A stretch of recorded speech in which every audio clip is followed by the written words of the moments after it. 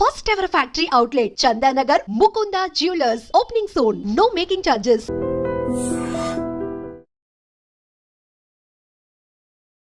Hi hello namaste welcome back to iDream media.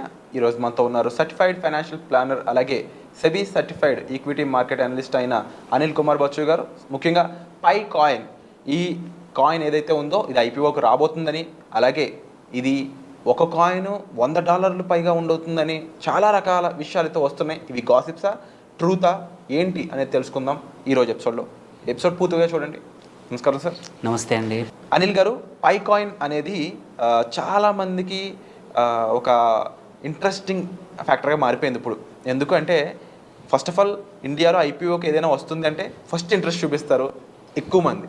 Second, bit coin అఫీషియల్గా లీగలైజ్డ్గా ఇండియాలో రాబోతుంది అనేది మరొక కొత్త రకమైన న్యూస్. ఒక 2 ఇంపార్టెంట్ ఈవెంట్స్గా ఇది కనిపిస్తూ ఉంది. ఈ పై కాయిన్ అనేది ఐపీఓకి రాబోతుందా? ఒక కాయిన్ విలువ ఎంత ఉంటుంది? దీన్ని మైన్ చేసే విధానం ఏంటి? ఇది అసలు ఎక్కడి నుంచి పుట్టుకొచ్చింది? ఇండియాలో దీన్ని లీగలైజ్ చేసే ఛాన్సెస్ ఉన్నాయా? కాస్త వీటిని సాల్వ్ చేస్తారు. తప్పకుండా. ఫస్ట్ థింగ్ ఏంటంటే అండి, పై కాయిన్కి బిట్ కాయిన్కి తేడా ఏంటో ఫస్ట్ తెలుసుకోవాలి. Without that, first thing, pi coin వచ్చేసి 2019లో స్టార్ట్ అయింది. స్టాన్ఫర్డ్ యూనివర్సిటీ స్టూడెంట్స్ కొద్దిమంది స్టార్ట్ చేశారనమాట.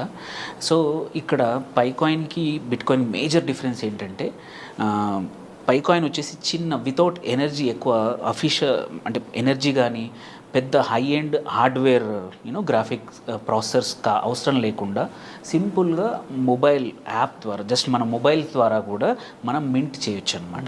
వేరాజ్ బిట్ కాయిన్కి ఏంటంటే, మింట్ చేయాలంటే హై ఎండ్ హార్డ్వేర్ కావాలి, దాంతోపాటు చాలా ఎనర్జీ కావాలి, పవర్ కావాలి, హ్యూజ్ పవర్ కావాలి. సో మింటింగ్ అనేది, బిట్ కాయిన్ మింటింగ్ అందరూ చేయగలిగేది కాదు. చేసినా చాలా క్యాపిటల్ పెట్టాలన్నమాట. లక్షలు పెడితే తప్ప ఒక చిన్న బిట్ కాయిన్ రిగ్ తయారవ్వదు. వేరాజ్ ఏంటి, పై కాయిన్ వెరీ సింపుల్. నువ్వు ఇన్స్టాల్ చేసుకోవడమే. ప్రతిరోజు మార్నింగ్ ఒకసారి ట్యాప్ చేస్తే చాలు, ఆ రోజు మింట్ అయిన కాయిన్స్ మన అకౌంట్లోకి వస్తూ ఉంటాయి.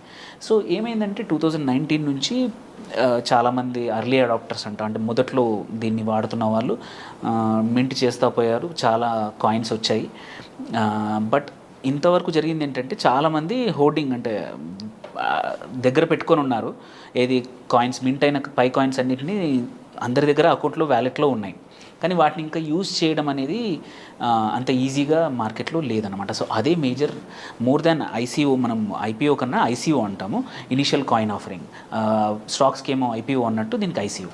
ఈ ఐసీఓ కూడా అంటే ఈ కేసులో ఆల్రెడీ అయిపోయిన మేజర్ ఇష్యూ ఏమొస్తుందంటే, ఇప్పుడు one of the major exchange ఏంటంటే బైనాన్స్ అంటాము. ఇది చిన్న ఎక్స్చేంజ్లో ట్రేడ్ అవుతోంది. ఇవాళ చూసుకుంటే ఒక పై కాయిన్ $1.7 నుంచి $1.8 అంటే $100 అవుతుందని ఒక వార్త ఉంది. స్పెక్యులేషన్. అది అవుతుందా లేదా తెలీదు. బట్ ఏంటంటే వార్తలు ఏమొస్తున్నాయంటే, ఇంతవరకు ఏంటంటే బైనాన్స్ లాంటి పెద్ద ఎక్స్చేంజ్లో ఇది ట్రేడ్ అవ్వట్లేదు. ఓకే, అది అవ్వచ్చు అని ఏమైందంటే, మొన్న మా ఫిబ్రవరిలో ఐ థింక్ 24th 25th ఆ టైంలో ఏమైందంటే, బైనాన్స్ ఒక సర్వే చేసిందనమాట పై యూజర్స్ అందరిలో. అంటే పై కాయిన్ని కూడా మా దాంట్లో లిస్ట్ చేయాలా అనేది పై వాడుతున్న కమ్యూనిటీకి అడిగిందనమాట. అడిగితే 86-87% మంది ఎస్, బైనాన్స్లో కూడా మా కాయిన్ రావాలి. అక్కడ వచ్చింది అంటే, జనరల్గా ఏంటంటే ఇట్లాంటి పెద్ద ఎక్స్చేంజ్లో వస్తే లెజిటిమసీ అంటే కొంచెం, అంటే లీగల్లీ కరెక్టా లేదా అనేది నెక్స్ట్ క్వశ్చన్. బట్ ఫస్ట్ ఇంత పెద్ద ఎక్స్చేంజ్లో ఆల్రెడీ ఇథీరియం, బిట్ కాయిన్, వేరే ఏవైతే ఉన్నాయో కాయిన్స్ అన్నీ ట్రేడ్ అవుతున్న చోట పైకాన్ కూడా ట్రేడ్ అయిందనుకోండి, అప్పుడు ఏంటంటే వీటికి కూడా ఈజీగా ఏమంటారు, లీగాలిటీ కాకపోయినా లెజిటిమసీ అనేది వస్తుంది అనమాట. దానికోసం ఫస్ట్ థింగ్ ఆ స్పెక్యులేషన్ ఒకటి.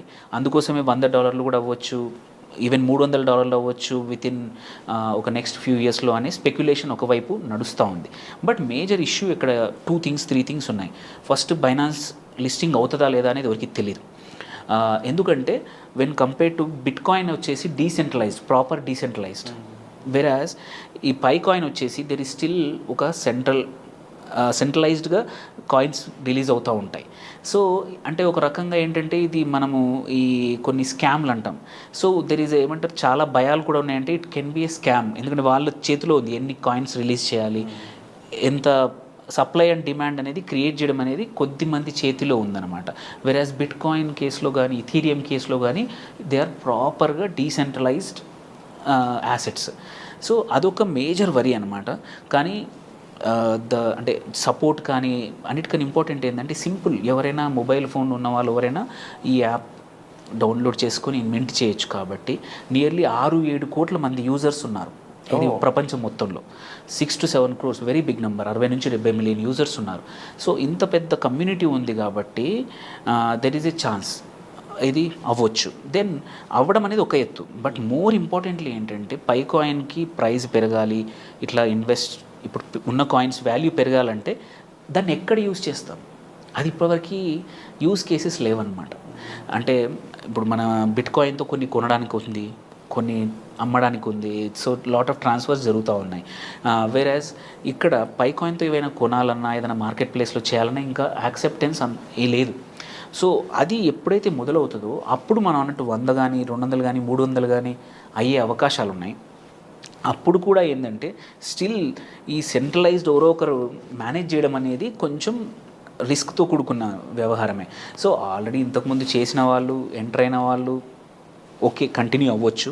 బట్ కొత్తగా ఇన్వెస్ట్ చేసే వాళ్ళు మాత్రం వన్ ఇంపార్టెంట్ థింగ్ ఏంటంటే ఇదేదో 100, 200, 300 అవుతుంది, వాళ్ళు ఓన్లీ $1.7 ఉంది అంటే దగ్గర 200 రూపాయలు కూడా లేదు, $150 దగ్గర ఉందన్నమాట దగ్గర.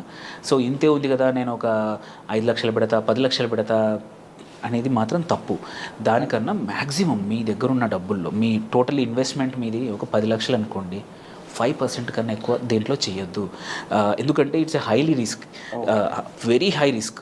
ఏమవుతుందో తెలియదు. బైనాన్స్ వద్దంది అనుకోండి, ఈ మళ్ళీ 1.7 నుంచి $0.3 అవుతుందా, $0.5 అవుతుందా కూడా తెలియదు. So high risk high returns ఉన్న స్కోప్ ఉన్న కాయిన్ అన్నమాట ఇది. ఇఫ్స్ అండ్ బట్స్ చాలా ఉన్నాయి. ఇఫ్స్ ఏంటి, అసలు యూజ్ కేసెస్ 1-2 కేసుల్లో తప్ప ఇంకా దాన్ని వాడకానికి లేదనమాట. మీరు చూస్తే వేరే లాట్ ఆఫ్ వ్యాలెట్స్లో ఇథీరియం వాడుకోవచ్చు, కొనొచ్చు, కొన్ని కేసెస్లో బిట్ కాయిన్తో కార్లు కొనవచ్చు, క్వైట్ అ ఫ్యూ ప్లేసెస్లో దాన్ని వ్యాలెట్ లాగా వాడుతూ ఉన్నారు. సో ఆ సిచ్యువేషన్ బిట్ కాయిన్ చూసాం ఆల్రెడీ ఈ సంవత్సరం. ఈ సిచ్యువేషన్ పై కాయిన్కి లేదు, పై కాయిన్కి ఇంకా రాలేదు. సో రావచ్చు, వస్తే మాత్రం మీరు అన్నట్టు 100 కాదు 200, 300 వరకు కూడా వెళ్ళొచ్చు. అంతవరకు మాత్రం ఇది రిస్క్తో కూడుకున్న వ్యవహారం. మన కష్టపడి సంపాదించిన డబ్బుల్ని మొత్తం మాత్రం అస్సలు పెట్టద్దు. జస్ట్ మ్యాక్సిమం ఎక్కువలో ఎక్కువ మీరు లాంగ్ టర్మ్కి ఇన్వెస్ట్ చేస్తా అనుకున్న 100 రూపాయల్లో ఒక 5 రూపాయల కన్నా ఎక్కువ పెట్టకూడదు.